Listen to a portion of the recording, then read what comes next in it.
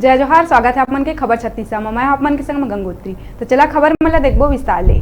मुख्यमंत्री कन्या विवाह योजना अंतर्गत कांकेर नरहरपुर में शासकीय हायर सेकेंडरी स्कूल के खेल मैदान में आयोजित सामूहिक बिहाव गाजा बाजा के संग 218 जोड़ा के धूमधाम ले कराए गई, जेमा नरहरपुर, कांकेर, चरामा और भानु प्रतापपुर ब्लॉक ले आए वर वधु मल्ला संसदीय सचिव शिशुपाल सोरी आशीर्वाद दिहिस।